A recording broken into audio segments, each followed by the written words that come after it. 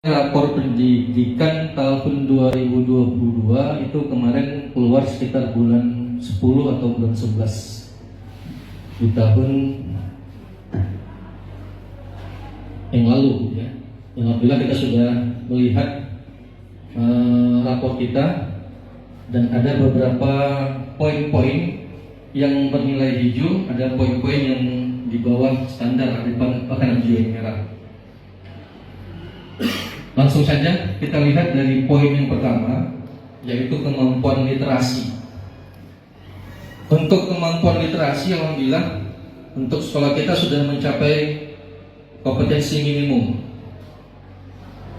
Kalau kita buka Excel-nya, ya, kita nilainya 1,87,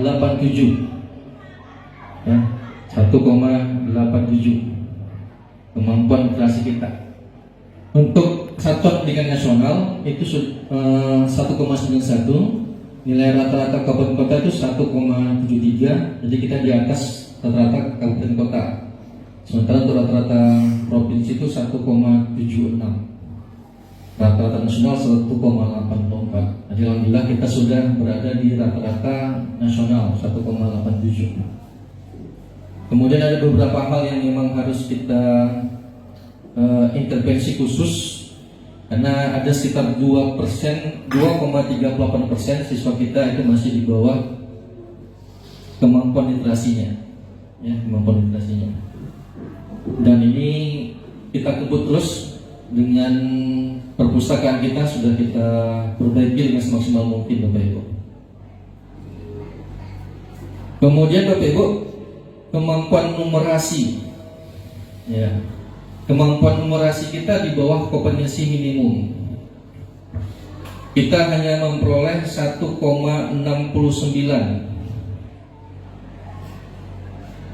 di bawah kompetensi minimum. Sementara untuk satuan pendidikan serupa itu 1,76, kemudian rata-rata kabupaten itu 1,64, rata-rata provinsi 1,66, dan rata-rata nasional itu 1,71. Jadi kita masih di bawah, kurang dari 50% peserta didik kita itu kemampuan literasinya jauh yang dari kita harapkan.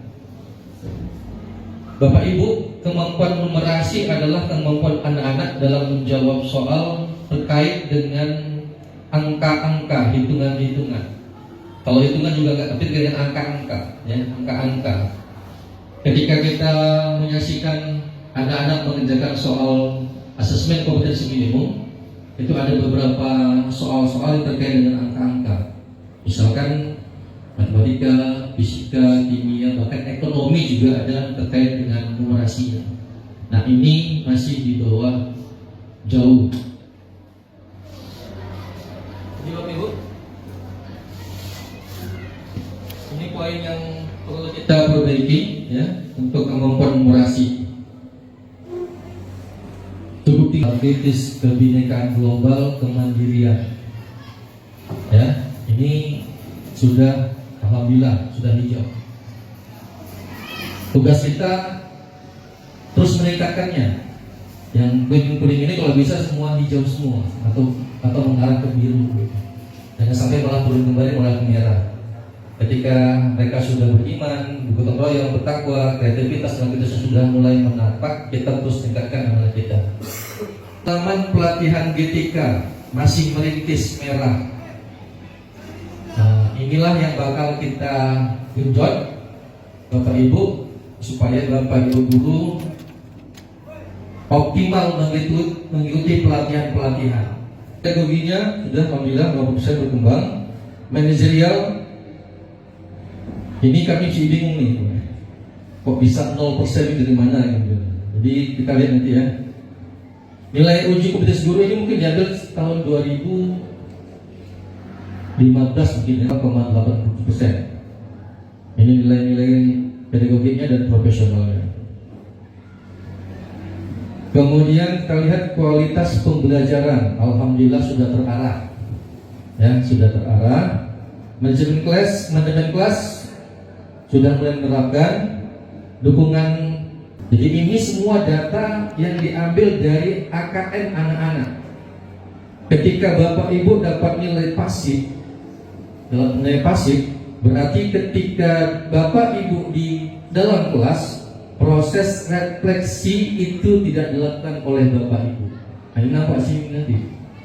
Karena soalnya begitu, apakah Bapak Ibu guru setelah belajar melakukan refleksi ulang pada pembelajarannya? Jawab anak-anak tidak gitu. Nah, itu dia. Termasuk untuk guru dan asesmen untuk guru.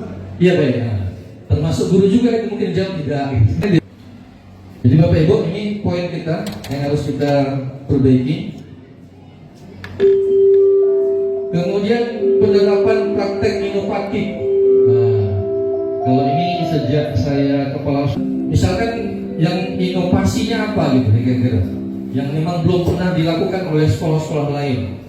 Jadi prakteknya itu kita ajarkan dulu anak praktek dasarnya.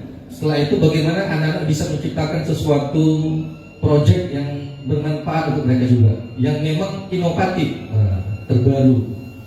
Itu diharapkan kita nanti Bapak Ibu ya. Ini Bapak Ibu nilai rapor pendidikan kita. Sementara kita lihat Kemendikbud sudah mengeluarkan tentang rekomendasi apa-apa yang perlu kita benahi di sekolah kita. Inilah nanti yang kita susun menjadi program kerja, kemudian kita tuangkan ke dalam anggaran BOS, Kerkas BOS. Ya, kita lihat yang menjadi masalah seluruh rekomendasi, ya, masalah utama itu adalah kemampuan numerasi di bawah kompetensi minimum. Sebagian besar peserta didik dalam konten dasar dan cakap, terutama dalam hal kompetensi pada domain bilangan. Ya, pada domain bilangan. Kemarin saya sampaikan sama Bapak Ibu, silakan Bapak Ibu, silakan menyusun program ya terkait dengan kemampuan Bapak Ibu. Silakan susun program apa-apa yang diperlukan untuk anak-anak kita. Nah, itu dia. Jadi ini poin dasar nanti yang harus kita perbaiki. Rekomendasinya pemanfaatan platform Merdeka Mengajar untuk meningkatkan kapasitas guru dan kepala sekolah terkait materi numerasi. Dibenahi satu. Dibenahi itu poin utama. Untuk angkatan yang belum selesai PMM-nya, insya Allah aman Pak. Insya Allah aman. Tapi karena ada nambah 2 baru itu belum selesaikan. Karena terbaru 2 Pak. Bapak Ibu soal nanti PMM-nya yang 2 dan yang penambahan 2 topik baru itu mau diselesaikan. Ya. Kita semua sudah menyampaikan proposal, ya kan? Pelatihan peningkatan pembelajaran berbasis numerasi. Alhamdulillah. Yang lainnya segera, karena ini bakal kita tuangkan ke RKAS. Jadi nggak tiba-tiba Pak Yogi kami mau buat ini, sementara nggak kita anggarkan di RKAS. Gimana ini? Ya, makanya segera dibuat. Ya, melibatkan seluruh guru. Misalkan refleksi pembelajaran oleh guru dan kepala sekolah untuk mengidentifikasi tantangan dalam pembelajaran numerasi dengan melibatkan pemangku kepentingan sekolah. Ini dia.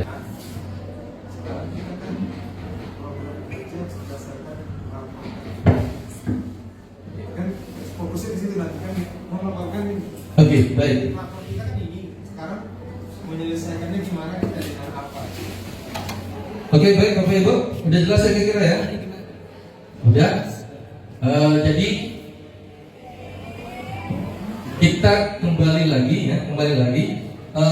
menyusun program kerja terkait dengan apa-apa yang menjadi rekomendasi dari rapor pendidikan yang disiapkan oleh Kemendikbud. Walaupun lebih kuat kepada numerasi Bapak Ibu, tapi hal-hal lain juga harus ikut juga gitu. Ini referensi tadi masih ya. Apa numerasi? Kan yang ingin memberikan Pak kita buat kayak gini, Pak kita buat kayak gini. Ini belum disusun. Kita belum menyusun program. Sudah Pak. Enggak, itu aja. Itu aja. Oke, lanjut Pak ya. Oke. Nanti gini, sekarang gini, fokus kita juga program yang di sekolah ini harus dipahami guru dan harus didukung. Nah itu dia. Jadi dia paham, ini program ini Bapak Ibu, ini raportnya. Maka inilah program untuk menyelesaikannya. Ini programnya. Guru harus tahu bahwa ini yang harus dilakukan di sekolah. Maka semua guru harus mendukung ya. Itu aja saya pikir upaya kita. Oke, baik.